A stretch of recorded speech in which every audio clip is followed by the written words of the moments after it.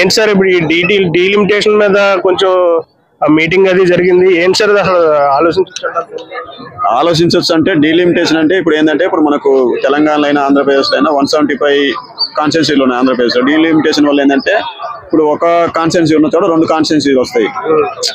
అధికార పరంగా చూస్తే ప్రజలకు కాన్స్టిట్యున్సీలు ఎక్కువ ఏంటంటే వాళ్ళకి సేవలు అనేది దగ్గరగా ఉంటాయి. ప్లస్ ఏంటంటే ఇది ఒక రకంగా ఆలోచిస్తేనేమో కొన్ని పార్టీలు ఏం చేస్తాయి, వాళ్ళకి అనుకూలంగా మలుచుకుంటాయి. ఎవరు అధికారంలో ఉంటే అధికారంలో ఉన్న వాళ్ళు ఏం చేస్తారు, ఈ డీలిమిటేషన్ వల్ల స్టేట్ డివైడ్ చేయడం వల్ల మిమ్మల్ని విభజించు పాలించనే విధానం వల్ల కొన్ని పార్టీలకు నష్టం జరుగుతుంది, కొన్ని రాష్ట్రాలకు నష్టం జరుగుతుంది. ఇప్పుడు ఆంధ్రప్రదేశ్ తెలంగాణ చేసింది అదే కదా, కాంగ్రెస్ గవర్నమెంట్ 2 స్టేట్లు విడగొట్టింది. సపరేట్ చేయడం వల్ల ఏంటంటే ఒక పార్టీకి విలువ తగ్గింది, ఇంకొక పార్టీకి విలువ పెరిగింది. సేమ్ ఇప్పుడు సౌత్ వాళ్ళంతా కొట్లాడేది కూడా అదే. ఇప్పుడు అధికారంలో బీజేపీ వాళ్ళు ఉన్నారు, వాళ్ళకి అనుకూలంగా చేసుకుంటారు డీలిమిటేషన్ అనేది. అంటే వాళ్ళకి ఎక్కడ వాళ్ళకు మెజార్టీ తక్కువ ఉందో అక్కడ స్థానాలు పెంచుతారు. వాళ్ళ ప్రాబల్యం కోసం వాళ్ళు ప్రయత్నిస్తుంటారు. బీజేపీ అనే వాళ్ళు చేసేది అదే పద్ధతి, అది వాళ్ళు ఇంకా విభజించు పాలించు వాళ్ళ పరిపాలన అనేది. దానికోసమే డీలిమిటేషన్ మీద వాళ్ళు ఇంకా అధికారంలో ఉన్నారు కాబట్టి కంపల్సరీ చేస్తున్నారని దాని గురించి ప్రతిపక్షాలందరూ ఏకమై ఇప్పుడు మన చెన్నైలో వాళ్ళ మీటింగ్ జరిగింది. కాకపోతే పర్యావస్థానం అనేది ఇంకా అధికారంలో ఉన్న వాళ్ళది విషయమే కదా, అది చూడాలి మరి ఏం జరుగుతుంది అనేది. అది రేవంత్ రెడ్డి గారు ఒక మాట అన్నారు, ఇప్పుడు కుటుంబ నియంత్రణలో సౌత్ బాగా సీరియస్ గా ఉంది కానీ నార్త్ లేదు, దానివల్ల జనాభా పెరిగిపోతుంది, ఇక్కడ మనకి చాలా తక్కువ వస్తుంది అని చెప్పేసి. సో అది అంటే కుటుంబ నియంత్రణ పాలన గురించి అంటే సీఎం గారు ఏం చెప్పారు అంటే పెరగాలనే తగ్గాలనే జనాభా అంటే ఇక్కడ కంట్రోల్లో ఉంటుంది, అక్కడ కంట్రోల్లో ఉండట్లేదు, దానివల్ల అక్కడ పేదరికం అనేది కూడా ఎక్కువగానే ఉంటుంది. దాంతో పాటు మరి పక్కన మన సహకార సీఎం గారే చంద్రబాబు నాయుడు మీరు ఇంకా పిల్లల్ని కనండి పన్నండి ఇంకా పెంచండి, మరి ఎందుకు చెప్తున్నారు మరి తక్కువ ఉన్నారని? కుటుంబ నియంత్రణ అంటే మన పక్కన ఆంధ్రప్రదేశ్లో ఇంకా ఎక్కువ మంది చంద్రబాబు గారు డైరెక్ట్ చెప్పాడు కదా, 3 కాదు 4 5 మందినే కనండి మీరు అని. మన నియంత్రణ అక్కడ మరి అది మన సహచార వాళ్ళ ఒకటే పార్టీలోంచి వచ్చి ఆయన కాంగ్రెస్ లోకి వచ్చినాడు, ఆయన అడగాలి కదా మరి సార్ చంద్రబాబు గారు మీరు ఎలా చెప్తారండి ఎట్లా అంటే. ఒకటి అంటే రేవంత్ రెడ్డి గారు చెప్పిన దాంట్లో కూడా తప్పులేదు. మనకేంటంటే నేను ఇంతకుముందు ఇక్కడే ఉండి ఆంధ్రప్రదేశ్కి వెళ్ళి మళ్ళీ ఇక్కడికి వచ్చా. ఇంతకుముందు ఇంత పాపులేషన్ లేదు హైదరాబాద్ సిటీలో, ఇప్పుడు పాపులేషన్ పెరిగిపోయింది. పాపులేషన్ పెరగడం ఏంటంటే ఆ పాపులేషన్ పెరగడం వల్ల ఈ సిటీ అనేది సరిపోవట్లేదు మనకు. ట్రాఫిక్ పెరగడం, పొల్యూషన్ పెరగడం, దానిపై అంటే ఎక్కువ మంది ఏంటంటే ప్రతి వాళ్ళు హైదరాబాద్కి వస్తున్నారు, దానివల్ల పాపులేషన్ పెరుగుతుంది. మనకి ఇంతకుముందు కొన్ని స్టేట్ల వాళ్ళు వచ్చారు, ఇప్పుడు అన్ని స్టేట్ల వాళ్ళు హైదరాబాద్లో ఉంటున్నారు, పాపులేషన్ విపరీతంగా పెరుగుతుంది. అది రేవంత్ రెడ్డి గారు చెప్పింది కరెక్టే, కానీ పక్కనున్న తన సహచర మన తెలుగు రాష్ట్రాల ముఖ్యమంత్రి చంద్రబాబు గారి విషయం తర్వాత పక్కన డిబేట్ అవుతుంది. ఇప్పుడు చెన్నై విషయంలో, ఇప్పుడు తమిళనాడు విషయంలో ఇప్పుడు ఈ డీలిమిటేషన్ అనేది అమల్లోకి వస్తే ఒక 10-12 సీట్లు తగ్గిపోయే ఛాన్స్ ఉంది అని చెప్పేసి అంటున్నారు. సో దాని గురించి అసలు ఎంతవరకు కరెక్టే కదండి, వాస్తవమే. ఇప్పుడు వాళ్ళు ఏంటంటే బీజేపీకి అనుకూలంగా ఉన్న చోట ఇప్పుడు తెలంగాణలో ఏంటంటే బీజేపీ పాగాయాలంటే తెలంగాణలో కానీ ఆంధ్రప్రదేశ్లో కానీ మన తెలంగాణలో సాధ్యం కాలే, పోనీ తమిళనాడులో కూడా వాళ్ళకి సాధ్యం కావట్లే. అందుకని చెప్పేసి వాళ్ళ దాన్ని ఒక ఆయుధంగా వాడుకుంటారు. అంటే ఇది వాళ్ళేమో మరి లా ప్రకారం మేము చట్ట ప్రకారం వెళ్తున్నాం అని చెప్పేసి అన్నారు. ఇది పాలిటిక్స్ సంబంధించిన చూడొచ్చు అంటారా? పాలిటిక్స్ అంటే ఇప్పుడు ఒకటి చెన్నై తమిళ ప్రజలను ఒకటి అప్రిషియేట్ చేయొచ్చు. ఏదైనా ఒక విషయం గురించి పట్టుకున్నారంటే 100% పోరాడుతారు వాళ్ళు. తెలంగాణ వాళ్ళు కూడా అంతే, మా ఆంధ్ర వాళ్ళు అంత తక్కువ పోరాడడం అంతే. మన పని మన వాళ్ళేరా, ఎవరు పోరాడితే వాళ్ళు పోరాడతారని వదిలేస్తారు ఆంధ్ర వాళ్ళు. తెలంగాణ వాళ్ళకు అప్పుడు తెలంగాణ స్టేట్ సాధించడంలో ఎలా కమిట్మెంట్ ఉందో తమిళనాడు వాళ్ళకు కూడా ఆ కమిట్మెంట్ ఉంది. మేబీ సుప్రీంకోర్టుకి వెళ్ళొచ్చు, ఒక న్యాయ సలహాల ద్వారా ఏదో ఒక ద్వారా అయితే ఆపొచ్చేమో చెప్పలేం కదా. సో సౌత్ లో అన్ని స్టేట్లు ఏకమైన ఈ రోజు అయితే ఏపీ నుంచి ఎవరో వెళ్ళలేదు, అటు పిలుపు రాలేదంటారా లేకపోతే వీళ్ళే వెళ్ళలేదంట? లేదు, పిలుపు వచ్చింది, మరి ఏదో కొన్ని కారణాలతో వెళ్ళకపోవచ్చు.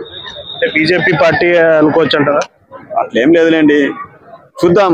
ఈ సమస్య అనేది ఇప్పుడే స్టార్ట్ అయింది కదా, సమస్య మనకు కూడా నష్టం జరుగుతుందంటే అందరూ ఏకమవుతారు. అయితే ఒక విషయం, ఇప్పుడు మీరు అన్నారు చట్ట ప్రకారం అది చెయ్యాలి అని చెప్పేసి అన్నారు. అయితే నార్త్ లో పుట్టిన ఇప్పుడు ఎవరైతే లేబర్ ఉన్నారో అటు ఒరిస్సా కానీ ఆ పైన మొత్తం మహారాష్ట్ర, ఈ లేబర్ అంతా వచ్చేసి సౌత్ లో ఉంటున్నారు. అంటే వాళ్ళ బతుకుదేరు కోసం ఏదైనా పనులు చేసుకుంటారు. సో ఇక్కడ అంతా కంట్రోల్, వాళ్ళని కూడా కంట్రోల్ చేయాలంటే ఇక్కడ దానికి తగ్గ గవర్నమెంట్స్ కూడా ఉండాలి కదా.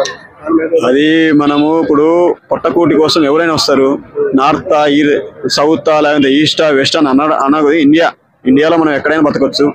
మనకి ఇండియా అనేది ఒక పౌరసత్వం ఉంది, మనం ఎక్కడైనా బతకొచ్చు. దాని అనేది నేనైతే యాక్సెప్ట్ చేయను అలా మనం మాట్లాడడం. ఇప్పుడు ఎవరో ఎక్కడి నుంచి వచ్చి మా స్టేట్ లో బతుకుతున్నారనో లేకుంటే మా స్టేట్ లో బతుకుతున్నారు అన్న పదం వద్దు. అయితే ఇక్కడ జనాభా ఇప్పుడు అక్కడ నుంచి కూడా ఇక్కడ వచ్చి బతుకుతున్నారంటే వీళ్ళందరినీ కంట్రోల్ చేయాలంటే దానికి తగ్గ గవర్నెన్స్ ఉండాలి కదా. గవర్నమెంట్ అంటే ఒకటి అక్కడ ఉపాధి అవకాశాలు తక్కువ ఉన్నాయి. అక్కడ గవర్నమెంట్లు వాళ్ళకు ఉపాధి కల్పిస్తే వాళ్ళు ఇంత దూరం ఎందుకు వస్తారు? ఇప్పుడు ఆంధ్రప్రదేశ్ బీజేపీ ఏమంటుంది, ఇక్కడ జనాభా ఉంది కాబట్టి మేము ఇక్కడ పెంచుకుంటాం, అక్కడ తక్కువైంది కాబట్టి తీసేస్తాం అంటాం. కానీ అక్కడ జనాభా పుట్టింది అక్కడే, బర్త్ ప్లేస్ అక్కడే ఉంటుంది, వాటర్ ఐడి అక్కడే ఉంటుంది, కానీ బతికేది నార్త్ సౌత్ లో వచ్చి బతుకుతున్నారు. సో ఇక్కడంతా కంట్రోలింగ్ ఇక్కడ ఉండాలి కదా. మరి దాని గురించి కూడా అంటే అప్పుడు వలసదారుల చట్టాలని కొన్ని ప్రత్యేక చట్టాలు తీసుకురావాలి. ప్లస్ అక్కడి నుంచి ఇక్కడ వచ్చినందుకు వాళ్ళకు ఒక ఐడెంటిటీ క్రియేట్ చేయాలి.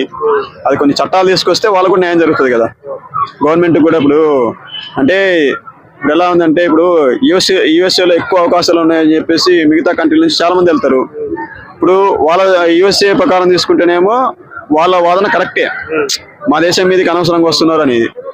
జనాభాల పరంగా చూసుకుంటే వాళ్ళకు ఏంటంటే అక్కడికి వెళ్తే మనం బతకగలమని వెళ్తున్నారు. సేమ్ ఇంతే మనకు హైదరాబాద్కి వచ్చే వాళ్ళకు అదే. దాని గురించి మనం ఎక్కువ డిస్కస్ చేయలేము.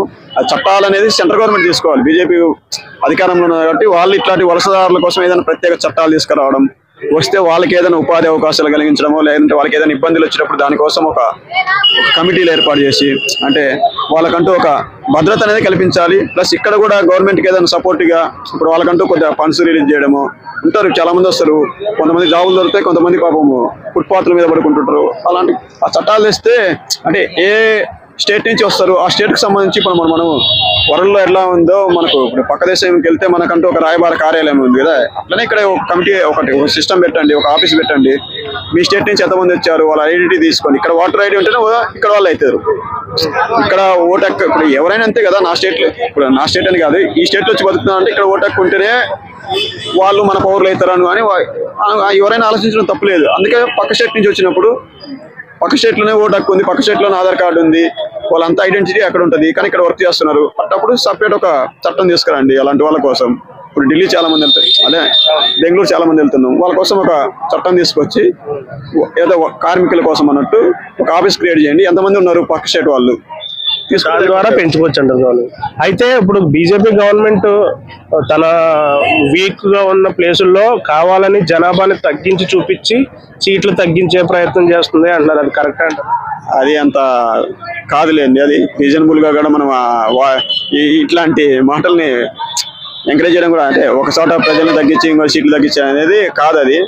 అది అంటే సైకలాజికల్ గా అంత ఈజీ కాదు. అది ఇక ఒకటి డీలిమిటేషన్ అంటే అది ఇప్పటి నుంచి ఉన్నది కాదు.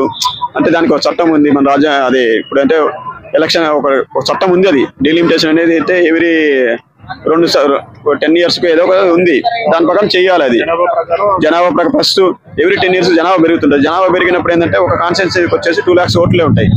3 lakhs ఓట్స్ ఉన్నప్పుడు ఆ జనాభాకు ఒక ఎమ్మెల్యే ఉంటే వాళ్ళకి న్యాయం జరగదు కదా. దానివల్ల పెంచుతున్నాం. అంటే నీకు న్యాయం జరగకపోతే ఆ ఏరియాలో దాన్ని అక్కడ బట్టి మన పరిస్థితులను బట్టి అంతే. డీలిమిటేషన్ చేయడం వల్లనే బీజేపీ వాళ్ళు మన దేశం మొత్తం ఆక్రమించుకున్నారని అట్లాంటి రాజకీయ పాలిటిక్స్ అయితే ఇవి కూడా. అయితే ఇప్పుడు ఈ డీలిమిటేషన్ దానికి ఎవరైతే పార్టిసిపేట్ చేశారో ఇవన్నీ కాంగ్రెస్ కు సపోర్ట్ చేసే రాష్ట్రాలు అనుకోవచ్చు అంటారు? అది కష్టంలే. కాంగ్రెస్ సపోర్ట్ చేసే రాష్ట్రాలే దానికి సపోర్ట్ చేస్తున్నాయని కదా. కాంగ్రెస్ ఇంకా ఒక స్థిరత్వం లేదు వాళ్ళకి. వాళ్ళు ఏంటంటే ఇంకా వీక్ ఉన్నారు. వాళ్ళు ఏంటంటే ముందు యూనిటీ లేదు. ఇప్పుడు బీజేపీ అనేది లాస్ట్ టైమే కాంగ్రెస్ గట్టిగా ఉండి కాంగ్రెస్ వాళ్ళు అధికారంలోకి వచ్చారు. వాళ్ళకి యూనిటీ లేదు. దానికి వాళ్ళు ఆ సిస్టమ్ మార్చుకోవాలి. ఏది ఇప్పుడు ఈ డీలిమిటేషన్కి వచ్చేసి కాంగ్రెస్ సపోర్ట్ చేస్తున్నారు, కాంగ్రెస్ ఫైట్ చేస్తారంటే కూడా కష్టం. ఏ స్టేట్ వాళ్ళు కాపాడుకుంటారు అంతే.